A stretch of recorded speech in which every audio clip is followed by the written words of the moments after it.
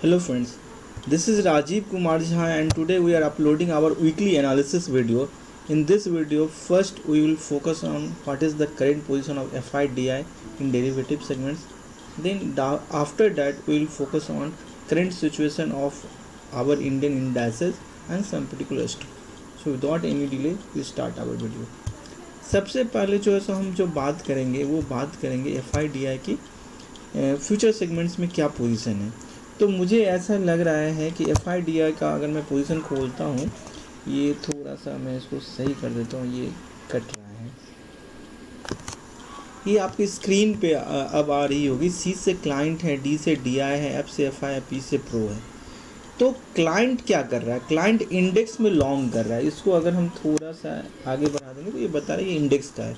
तो client index में long है, FDI आपका इंडेक्स में शॉर्ट है और FI इंडेक्स में शॉर्ट करना शुरू कर दिया है और प्रो का भी शॉर्ट है। ये आपके स्टॉक फ्यूचर के पोजीशन है। इस स्टॉक फ्यूचर में ये पता चलता है कि क्लाइंट कितना कॉन्ट्रैक्ट लॉन्ग कर रहा है। तो क्लाइंट के ये कॉन्ट्रैक्ट लॉन्ग है, DI के ये शॉर्ट है और FI के ये कॉन्ट्रैक्ट जो कभी 3 लाख 4 लाख कॉन्ट्रैक्ट हुआ करता था वो 1,79,000 पर आ गया। मतलब क्लाइंट बहुत तेज़ी से अपना लॉन्ग पोजीशन को हटा रहा है और दूसरा इंडेक्स में वो शॉर्ट कर रहा है। और फिर अगर हम बात करेंगे यहाँ कॉल में, तो ये आपका कॉल का पोजीशन जो है ये आपके क्लाइंट की पोजीशन है, ये DI का है, ये FI का है और ये प्रो का है और ये पोजीशन प्रो का है। एक्चुअली जब भी अगर यहाँ पे ये क्लाइंट के पोजीशन है पुट के, ये आपके DI के है, ये FI का है, ये प्रो के है। जब भी पुट में अगर FI की पोजीशन 2 लाख कॉन्ट्रैक्ट से ज़्यादा होने लगे, मतलब 1.5 लाख कॉन्ट्रैक्ट के बाद से वो मतलब मार्केट में धीरे धीरे अपनी स्क्वायर पोजीशन करने लगता है और धीरे धीरे वो बेयरिश होने लगते हैं। तो ये आपको एक सिग्नल देने लगता है कि FI यहाँ से अब धीरे धीरे बेयरिश हो रहे हैं। दूसरा मेरा ये कहना है कि अगर मार्केट को ऊपर करेगा तो ऊपर करेगा तो वो कौन सा स्टॉक ऊपर करेगा या कौन सा स्टॉक नीचे करेगा। मैं ये नहीं कह रहा हूँ कि मैं मार्केट में यहाँ पे शॉर्ट कर रहा हूँ या मार्केट में मुझे यहाँ पे लॉन्ग करना है। मैं यहाँ पे एक होलिस्टिक व्यू रख रहा हूँ सब स्टॉक्स पे। जैसे मान के चलिए कि आपका, जैसे मैं निफ्टी की बात कर रहा हूँ, तो निफ्टी की अगर आप बात करेंगे तो अगर आप देखोगे तो निफ्टी जो है ये आपका जो है सो जो इसका प्रीवियस हाई है ये 18,000 के अराउंड गया था और ये अभी ये इसका लो था 17,200 और अभी ये जो खड़ा है वो 539 पे खड़ा है। तो मेरा ये कहना है कि पहला चीज़ तो ये कि ये जो मार्केट में जो गिरावट आई है, यही चीज़ अगर आप S&P 500 या नैस्डैक को अगर आप देखोगे तो वो ऊपर से 68% 78% तक करेक्ट हो चुके हैं और हमारा मार्केट अभी 50% भी नहीं गया है। तो एक जो करेक्शन ड्यू है वो आपको मार्केट में दिखेगा। वो स्टार्टिंग कल होगा या आफ्टर दैट डे होगा, ये चीज़ मैं नहीं बोल सकता हूँ। कुछ भी न्यूज आएगा वो मार्केट को लेके जाएगा नीचे, इसलिए क्योंकि हमारे यहाँ इन्फ्लेशन काफ़ी हाई है। जो आपको डाटा में नहीं दिखता है वो आपको आम जीवन की चीज़ों में आपको दिखेगा उसकी कीमत में। तो ये मार्केट को नीचे लाएगा। तो मेरा ये कहना है कि मैं निफ्टी में अभी फ़िलहाल जो है मैं बियरिश हूँ और मुझे लग रहा है कि इस बार निफ्टी ये 17,200 का जो है टारगेट, जो इसका प्रीवियस लो था 17,187, इस बार वो इसको नहीं होल्ड करेगा और मार्केट इसको ब्रेक करेगा मुझे लगता है। और आगे देखते हैं क्या होता है। और वैसे अभी जो ये यहाँ पे बना रहा है वो आपका बियरिश हरामी पैटर्न बना रहा है, तो जो मार्केट को नीचे बोल रहा है कि हम मार्केट को नीचे लेके जाएंगे। दूसरा मेरा ये कहना है कि अगर हम निफ्टी की बात नहीं कर रहे हैं, अगर हम सिंपल से कुछ पर्टिकुलर स्टॉक्स की बात कर रहे हैं कि अगर मार्केट तेज़ है तो हमें किस स्टॉक पे फोकस करना है और अगर मार्केट गिर रहा है तो हमें किस स्टॉक पे फोकस करना है। अगर मार्केट बियरिश है तो हम फोकस करेंगे TCS पे, इसलिए क्योंकि वहाँ पे डॉ जोन्स और नैस्डैक में जो सबसे ज़्यादा जो IT के स्टॉक्स हैं। तो कहने का मतलब ये है कि वहाँ पे IT इंडेक्स गिरेगा तो हमारे यहाँ भी गिरेगा। तो ये अगर आप यहाँ से देखोगे तो ये आपका जो है सो ये राउंडिंग टॉप पैटर्न बना रहा है और राउंडिंग टॉप पैटर्न बना रहा है तो इसका जब भी ये बेस लाइन को ब्रीच करेगा तो ये यहाँ से फर्दर गिरावट होगी। मतलब ये जो इसका प्रीवियस लो है 3,086 का लो है, ये मुझे लगता है कि ब्रेक कर देगा। तो आप इसको शॉर्ट कर सकते हो और शॉर्ट करने के लिए आपको कुछ नहीं करना, 15 मिनट के चार्ट पे जाएं।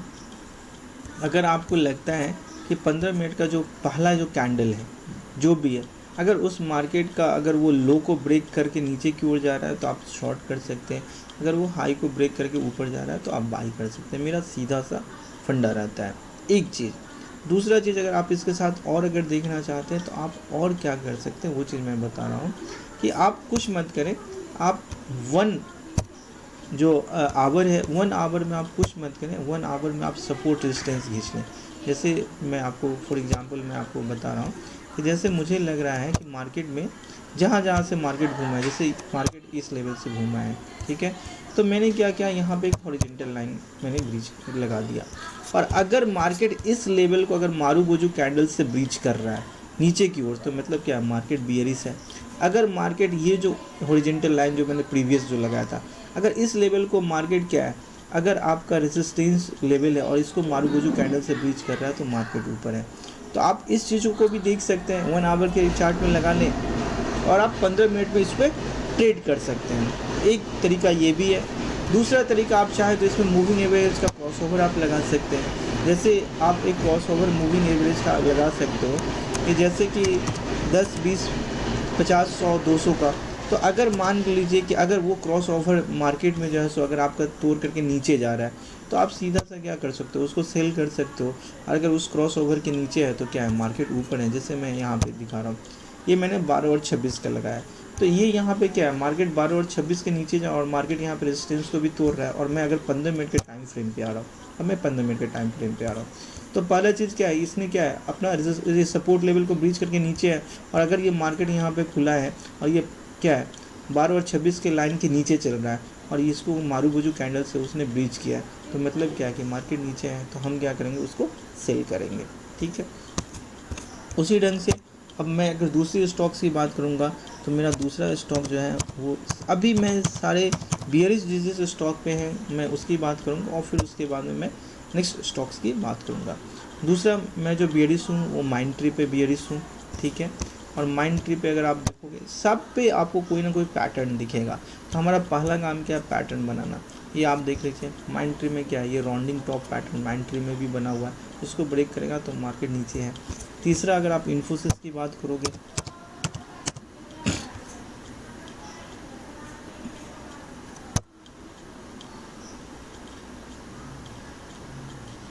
इन्फोसिस में भी आपको यही सेम चीज़ दिखेगा कि अगर मार्केट इस लेवल को ब्रीच करेगा तो हम मार्केट में क्या करेंगे, सेल करेंगे। और मेरा एक स्टॉक और जो है वो मैं रिलायंस पे हूँ। मुझे ऐसा लग रहा है कि मार्केट में निफ्टी को जो बचाने का काम करेगा वो कौन करेगा, तो मैं देख रहा था रिलायंस, अल्ट्राटेक सीमेंट, मारुति, ये सारे मार्केट में ड्रैग करने के लिए अब मतलब तैयार हो रहे हैं। तो मार्केट को बचाएगा कौन, मैं उसकी भी बात करूँगा।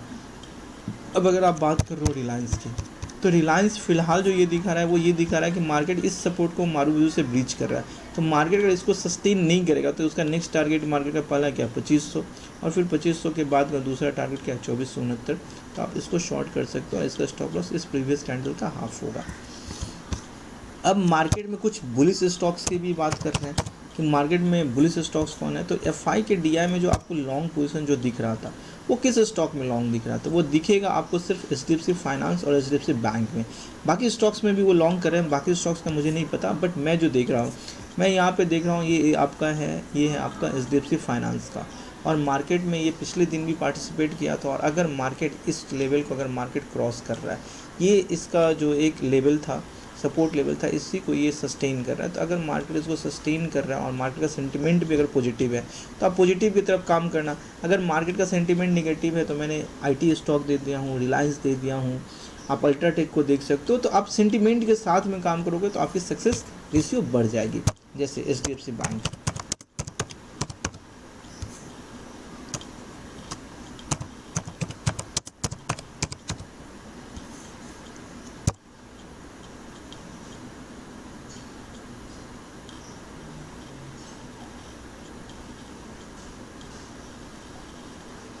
एचडीएफसी बैंक का भी सेम चार्ट है जैसा आपको एचडीएफसी फाइनेंस का दिख रहा है।